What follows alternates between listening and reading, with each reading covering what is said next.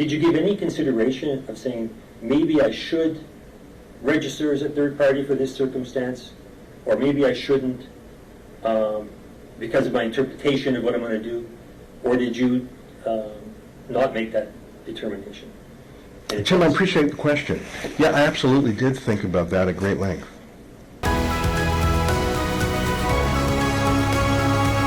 Violation of my freedoms, but I lost the trial. I lost the hearing. So here we are on the doorstep of the 2025 campaign, and I'm going to do stuff that is just as partisan as a book or more. You know, our lovable truck, right? We got that gorgeous, beautiful billboard truck.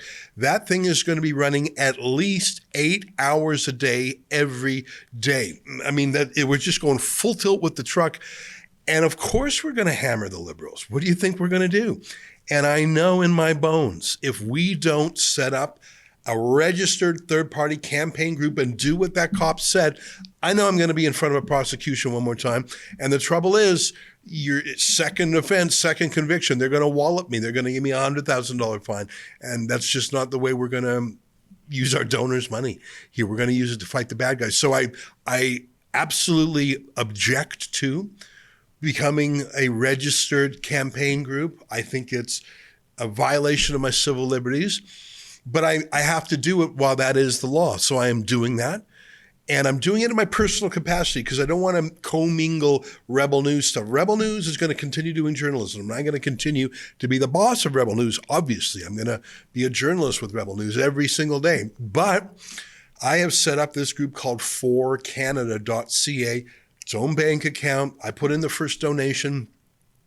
And what I love about it, here's sort of the trick, as I mentioned in that video I recorded, is that Canadians can give an unlimited amount of dough. So if you're wealthy enough to be able to give $1,750 to the Conservative Party or the People's Party or whatever you're doing, that's as much as you're allowed to give under law.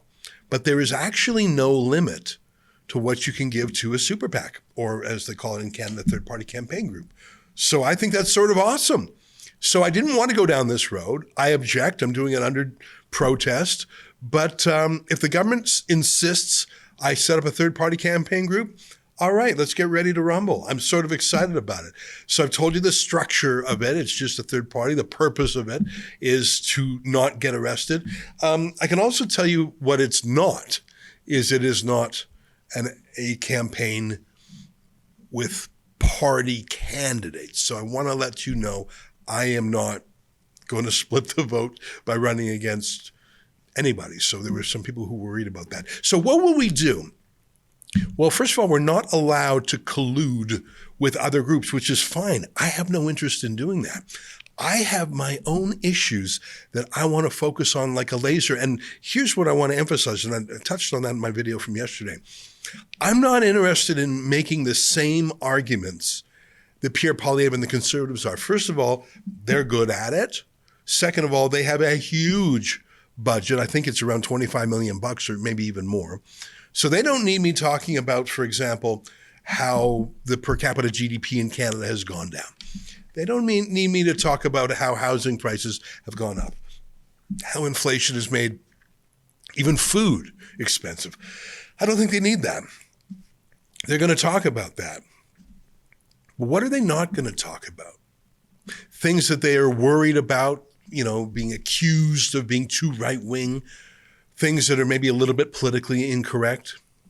But that's sort of where Rebel News lives and thrives. I'll give you an example, immigration. Mark Carney just hired the head of something called the Century Initiative. Have you heard of that? It's insane. It's wacko stuff. It is extremist fringe stuff.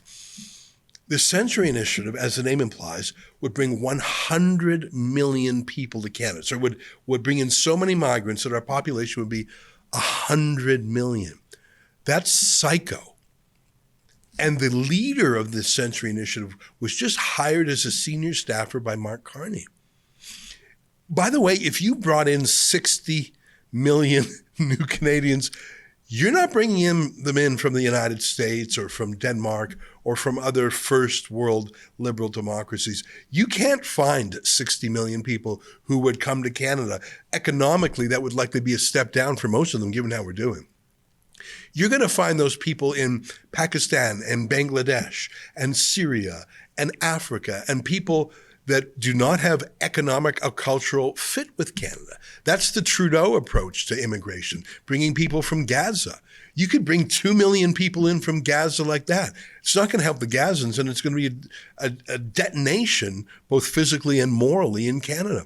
That's how you get 100 million immigrants into this country. Now, you can't talk about that in polite company because you'll be called racist or whatever. It's not racist to want limited immigration that's a fit both quantitatively and qualitatively. That is not racist at all, but it's so scary that the Conservative Party probably won't talk about it. I don't know how strong the Conservatives will be talking about the Hamas protests on our city streets. I think they're fairly brave on that stuff, but I just don't know.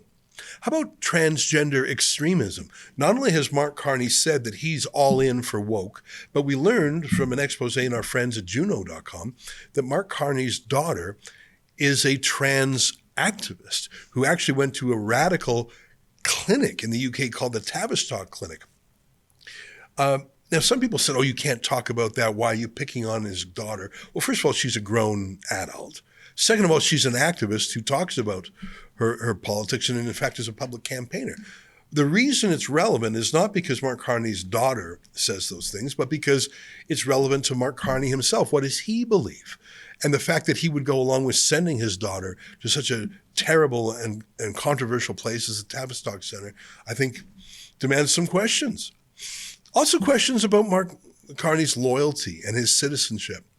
Just how many days in 2024 did he even live in Canada? Was he here for even 30 days? Why does he have an Irish citizenship? I understand the British one because he went to work for the Bank of England. But the only reason I can think of for him to get an Irish citizenship is it's some sort of tax dodge. I'd like to hear him answer that question, and I'd like to have the question put. And I'm not sure if the Conservatives would go there. I'd like to ask more about his World Economic Forum exploits. I don't think the Conservatives are going to talk that much about it because they'll be called conspiracy theorists by the CBC. I don't care what the CBC calls me. Every single year I go to the World Economic Forum and I see with my own eyes the truth of it. It's no conspiracy. In fact, the last time I saw Mark Carney was at the World Economic Forum, and I asked him who he works for, and he told me the UN. Here's a clip of that. Sorry, I don't. When you meet with the PM on climate, are you there on your own behalf, or are you there on behalf of a company law? I am the UN Special Envoy on climate action and finance. So. And what do you make? It's a bitter cold in Canada, down to minus 40s. Yeah, back home in Alberta, it was minus 40. And Guilbeault is saying go to electric cars. That doesn't work. In for a week. Well, you've got to have. Watch out. You've got to have the full. You've got to have full capacity, right? And you've got to have. You've got to. One of the things we're going to need to do in Canada, across Canada, and this is, for the benefit of jobs in the country, is build out the grid. You can't switch before you build it out. Number one. Number two.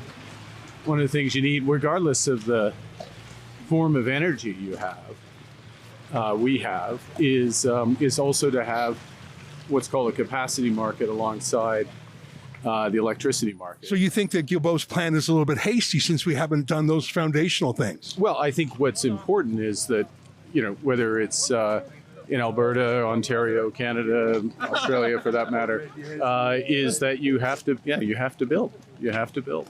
And it's a time to build. And look, we're in a position where we in Canada are in a position where we have been an energy superpower. We can continue to be an energy superpower. We've always had the ability to develop new sources of energy. But the PM said there was no market for natural gas. How do you feel about natural gas, especially to relieve Ukraine and other Europeans from Russian gas? How come they're buying Russian gas and Qatari gas, but Justin Trudeau won't let them buy Canadian gas? Well, we would have to get to build the trains in order to do what called LNG trains in order to get the gas to them. But God, this is a long interview, isn't it?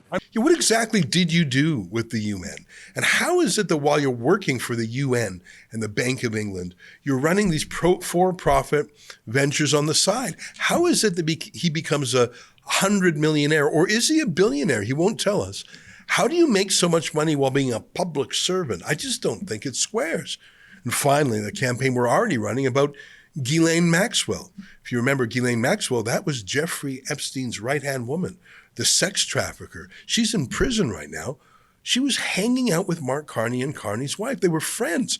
Mark Carney also hung out with Prince Andrew. And I'm a monarchist, but holy mackerel. The reason Prince Andrew is never seen in public anymore is because the Queen, before she passed away, basically banished him because of his relationship with Jeffrey Epstein. Well, Mark Carney has a friendship with Epstein or Maxwell. He won't answer questions about it, but those are questions that ought to be asked. My point is, there are many things that our group for Canada, that's what I'm calling our third-party group, can talk about, whether it's immigration and the Sensory Initiative, whether it's Hamas or trans extremism, or questioning how a man who is disloyal to us, has lived away from us, who's got alternative citizenships, how he can suddenly come back and seek to rule us. I want to know more about his World Economic Forum role and his United Nations role and his role with Epstein. And those are the kind of things that Rebel News is going to do. Rebel News is going to do it journalistically. And it's going to happen over here. But over here, our third-party campaign group is going to weaponize that stuff in a political sense. We're going to deploy brochures. We're going to deploy ads. We're going to run the billboard truck. In fact, I've spoken today with several other independent media companies, and I've asked them to send over ad proposals. In other words, For Canada isn't just going to use content generated by Rebel News, but also work with, I don't want to give it away yet, but you'll see where we're going to pop up. So we're having a distinction between the two. Rebel News is going to continue doing great journalism, but the third-party campaign group is going to battle the bad guys in politics. And the reason we're setting that up is because the government told me to. Now, those aren't words I normally say, but you know what? Bring it on. And I'm looking forward to it. And maybe if there is a result at the end of this election where Pierre Poilievre wins, and I hope he does, maybe we'll have more freedom of speech and freedom of politics in Canada where I don't have to register my typewriter with the government, so to speak. But in the meantime, fine. I'll follow the rules, and we'll use those rules to win. Our on-the-ground reporting, independent news shows, and special content you won't find anywhere else. It's all designed to give you trustworthy information and alternative viewpoints so you can decide for yourself. We don't get government money, and we are not owned by some big global conglomerate. We're funded by people just like you, so please support independent journalism and help us continue our work by subscribing and becoming a Rebel News Plus member today, right here on the page. Go to rebelnewsplus.com.